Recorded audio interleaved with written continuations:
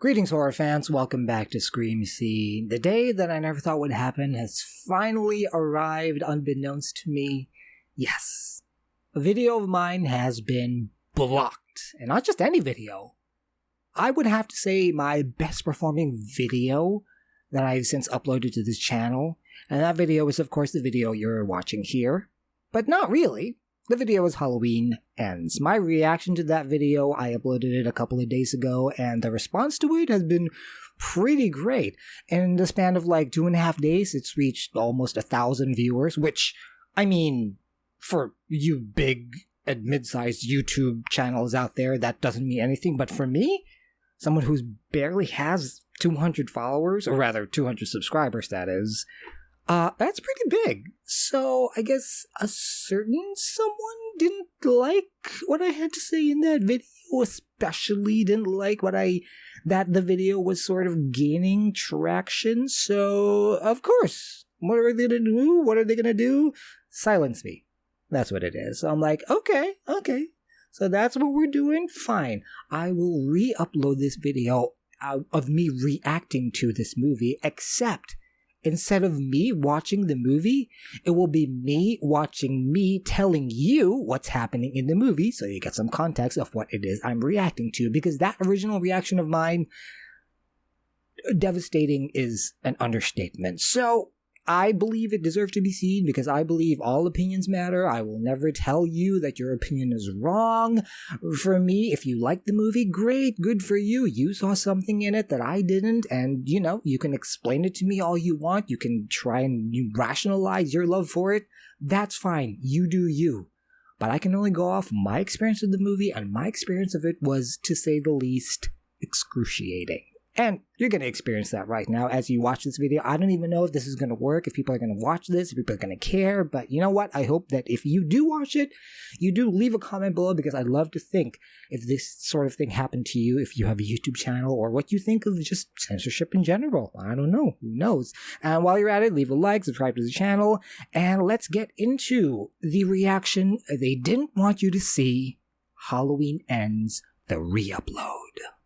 Okay, here we go. We're starting off with this really weird music choice to start off a horror movie. Okay. I'm like, okay, whatever. This was not the opening that I was expecting. What is this? Not at all.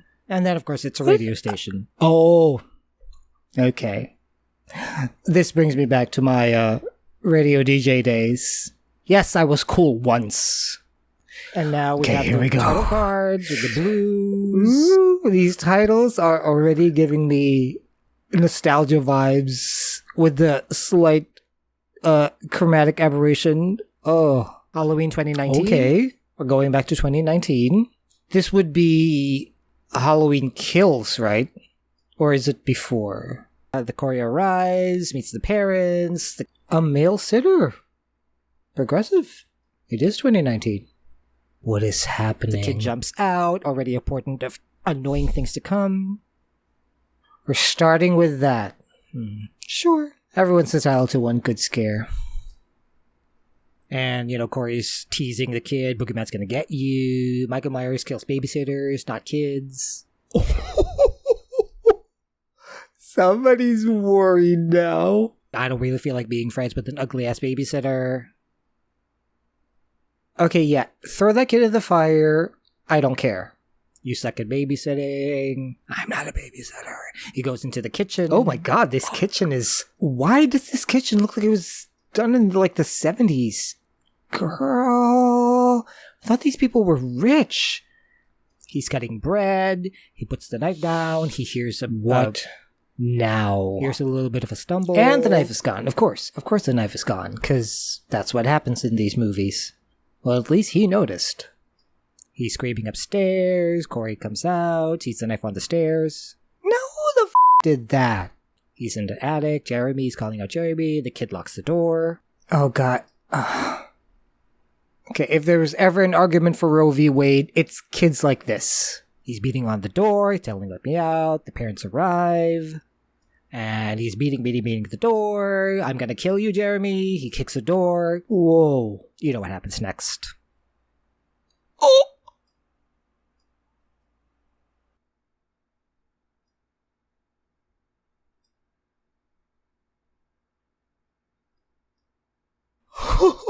And now we zoom in as the kid is bleeding out. We zoom into the guy upstairs, Corey holding the knife. What have you done? You pissed off a really rich family, that's what you did. But, I mean, the kid had it coming. Come on. That house is adorable. Now Lori is doing her voiceover, telling me she's in the new house, she's baking. Who is she talking to? She's Grandma Moses. Turns out she's writing her memoirs. She's writing a memoir. Gotcha. Okay. This is giving me very, like, Sidney Prescott, Scream 4. Mm-hmm. They're just recycling everything over and over again. Oven is burning. She is looking very, very grandma. What the heck happened to the badass Laurie Strode that we got from Halloween 2018? Gone is Sarah Connor. We now have Mrs. Fields. We see the trash compactor. Something tells me that's going to come into play later. Corey's at the store, being bullied. Corey's outside the store. Oh gosh, I think I know what's going to happen here. So, these people are going to start bullying the guy who accidentally killed the kid because these are just self-righteous assholes, and these are what people are like these days. They want him to buy beer. He says no because, you know, he has a criminal record, and they're like all, you know, bad Jersey accent about it. What is up with that fake Jersey accent? And then he says, "You're that psycho babysitter who killed that kid, didn't he? With a really bad mullet." Ugh. And then he crashes the glass, and then they push him against it. His hand falls on the glass, cuts himself. And Lori shows up and calls Lori, "Hey, asshole, leave him alone." And they're like, "We're not doing anything." You guys are in band, okay? You are in no position to bully anyone. Yeah, this is a match made in heaven. Yeah. And I'll see you later. Michael Myers. She pulls out a knife, so they slash the tires. Yeah, go. Mm-hmm. Yeah. I would have cut more than their tires. I would have cut their whole faces off. Yeah. I would have given Leatherface a run for his money. I hate police. So Allison is at the hospital. Lori brings Corey to the hospital, and she automatically floods her pants. What's with that look? She throws the thing into the sink. Okay, that sound design is starting to get on my nerves. I mean, in the theaters, it's probably supposed to be like, oh, keeping you on edge. But in headphones and on TV, it's just starting to annoy. I have to get myself out of this bad mood because it's going to affect the rest of the movie. Allison's asking him out. He smiles with a cute, goofy smile. Okay, he is adorable in kind of sexy, goofy kind of way. Yeah, I'm here for it. He goes, "I'm going to help Ronald." He's fixing the bike. And then she also then says, "I don't care about the bike. I came to see you." And then you think the scene is going to go on. And then it just cuts to some guy buying hamburger. That ended abruptly. Did they not know how to continue that scene and end it properly? Lori's smiling as she comes out, and then a woman says, "What are you smiling about?" You know, it's like, I'm sorry. Do you see what they did to my sister? Oh my god, she survived! And then we reveal that it's the woman from last movie. They say, now she can't speak because of you. Some of the logic in this movie isn't logicking to me, but I guess I understand. It's a traumatized community. They're lashing out. They're just doing their best to try and move on, but the anger is there and the pain is there. But it doesn't make it less annoying. Corey's at the bar having fun at the party, and then she sees the mother of the kid he killed. Oh god, no. She's here dancing, having a good time. I wake up every day, and I can't get over the kid. Is she wearing the exact same outfit that she was wearing that night? You think you could just come here, dance with your friends, take off your mask, blah, blah, blah. And of course, the bullies are back because he runs out of the bar, and the bullies see him walking on the road. Oh, gosh. Okay, if there's a perfect time for Michael Myers to show up, this would be it. Bullies push him down on the floor. One of them steps on his glasses. He pulls out a knife, and then he's like, get back, get back, get back. And then one of them just tosses him over the bridge, because, he's not like a foot taller than all of them combined. And then they're all like, what did you do? He fell. If these 4 f***s don't die a slow, painful, violent death, I'm going to hate this movie. Michael pulls him into the sewer, and then I guess Michael's found a new project. Corey's in the sewer now, and then Michael grabs him by the neck, and then all of a sudden he does this weird mind meld Professor Xavier thing where it's like, wait, what? Of course, he runs away, runs back, runs out of the tunnel, and then the homeless man attacks him, and then why do you let you live? Pulls out a knife on Corey, they struggle, and then they do that weird movie thing where who gets stabbed? Yeah, I knew it. He killed him. Yep, this is the beginning of the new Michael Myers. Laurie's at the window, looking out. She sees Corey at the bushes, and then all of a sudden, she's standing outside, and pop! He's behind you. He just pops out.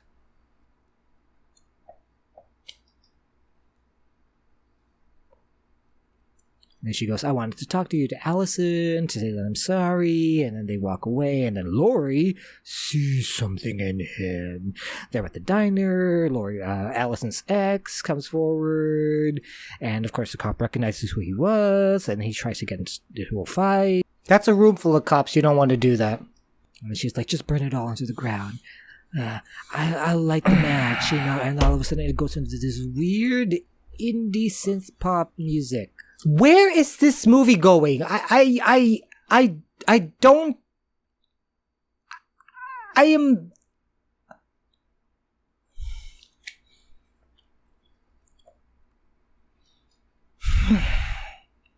Corey drops Allison off, and then there's a car following.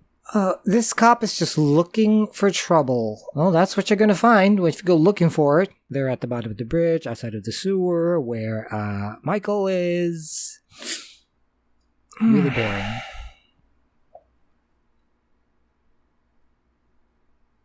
This is like the ambient of horror movies.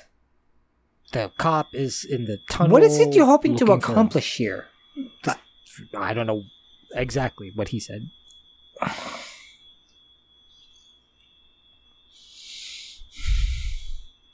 Clearly see Michael Myers crouching on the side. He's right there. Can't you see him? He's right there. I can see him.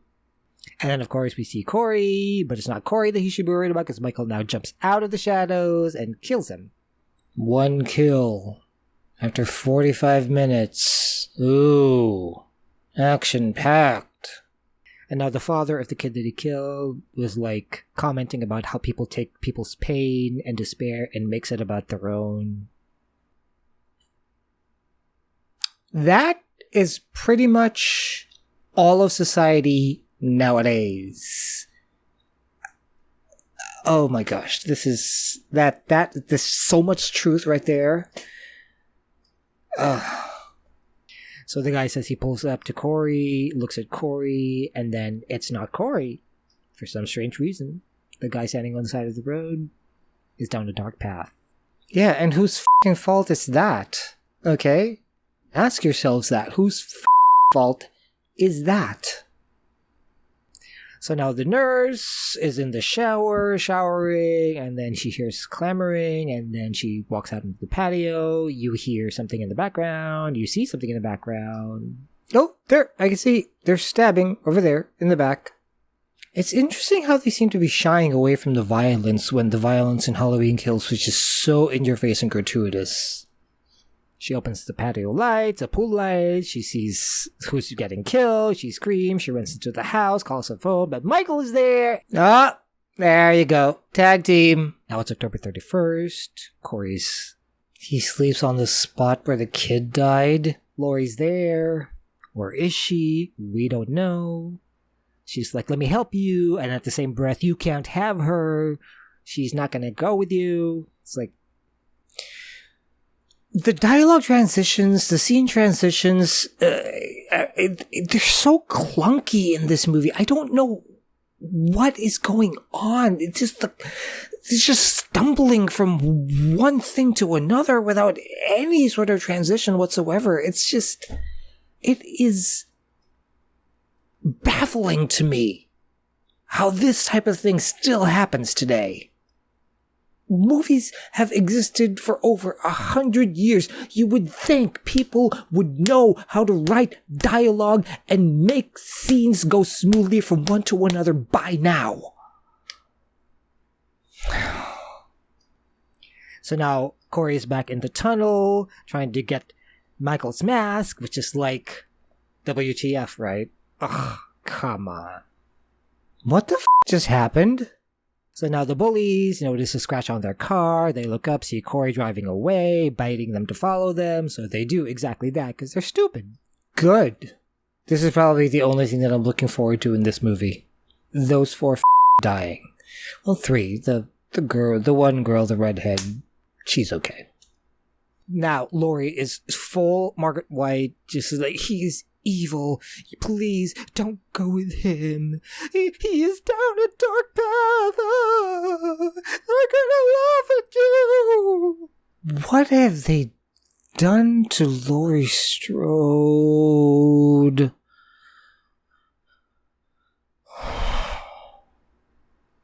And now the kids are at the junkyard because that's where they followed Corey. And of course, Corey's going to be there waiting exactly for them to give them their just desserts. And Billy's dead. And you're all next. Giving us the most unsatisfying death of a bunch of bully ever. But I guess we get showcased to one guy's really bad acting. Why does he look like he's laughing? Now I'm not that angry at them because he looks like a really bad actor. And now the girl is like running on the fence. Remember, slow, painful, and violent. That's all I want. The girl is running on the fence. And of course she's stupid because she doesn't run exactly away. She waits to get run over. No, she's still alive. And now Corey as Michael kills someone off screen. Come on. Now you're shying away from the violence? Now in the 3rd movie?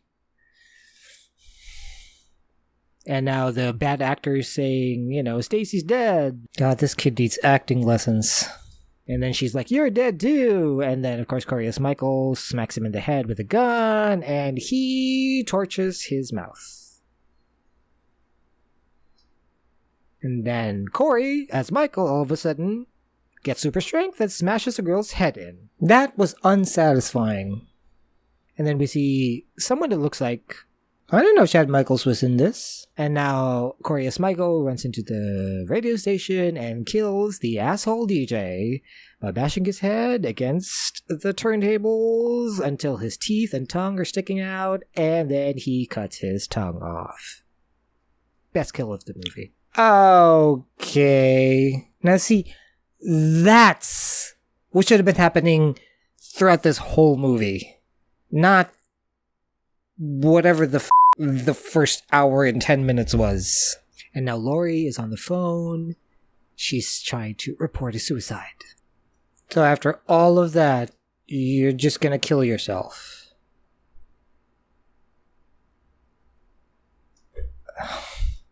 Laurie is putting the gun to her temple, fake crying. I don't know with this movie anymore.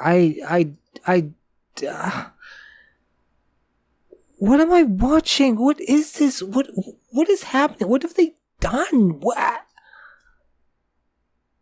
I don't get it. And then we see a POV shot of somebody outside the Laurie door, a gunshot fire, something splatters on the wall. Turns out the door opens and it's Pumpkin, and Laurie is holding a gun. Oh, okay. At Corey saying, "Did you really think I was going to kill myself?" Interesting twist. Okay. And then Corey is now at the bottom of the stairs, and there's like, "Did you really think Allison was gonna be yours?" Blah, blah, blah, blah. And then Corey is like, "If I can't have her," and then stabs himself in the neck. Oh, and Allison's gonna see, she's gonna think she killed him. Okay. And then, of course, Allison walks in, sees Laurie holding the knife, because that's what you do when somebody stabs himself in the neck. You pull it out. So what now? I mean, what? Should I keep watching this? Should I continue? What? And now we see the mask on the floor at Laurie's house. A hand grabs it. It's all leading up to the final showdown. Whoop-de-doo. At this point, whatever happens is just whatever. Okay, it happens. What happens, and it's just whatever. And, Michael tries to grab the knife. Corey's still alive. It's hard to stop him. He kills him. So, stupid question. What was the point of Corey again? And now the final showdown in the kitchen with Laurie and Michael. Yeah, Orphan first kill did a kitchen fight better.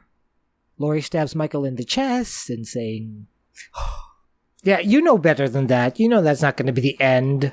He's dead. Is he?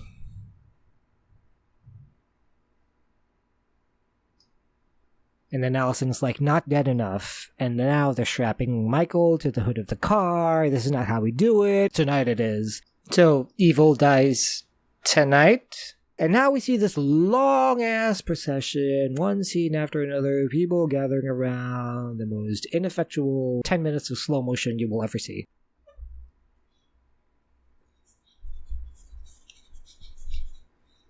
And then they show the trash compactor.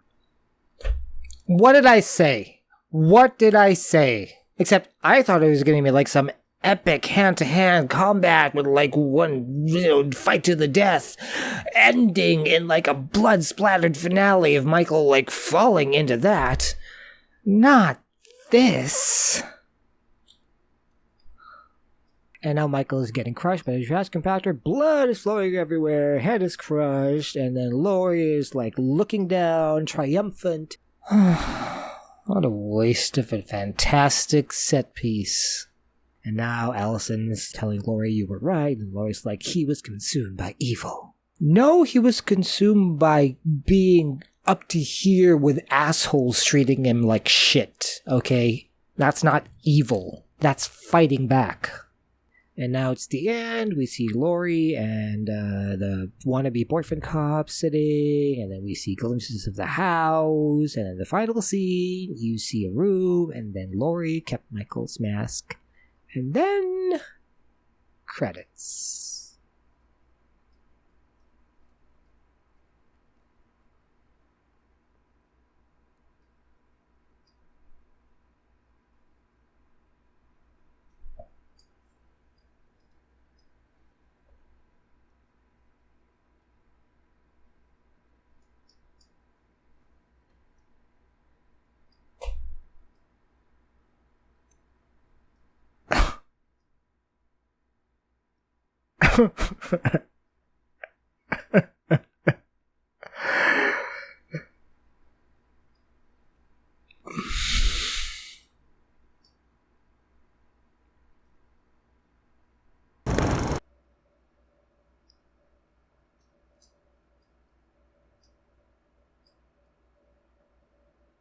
I have no words. I honestly, I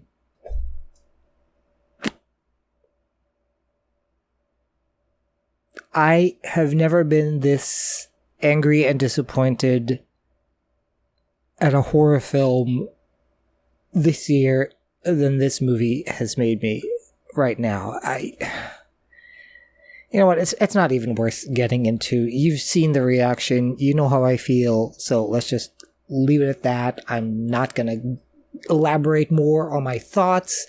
I would like to hear your thoughts. Please go to the comment section and battle it out. Like the video, subscribe to the channel, follow us on Twitter, and until next time, keep screaming.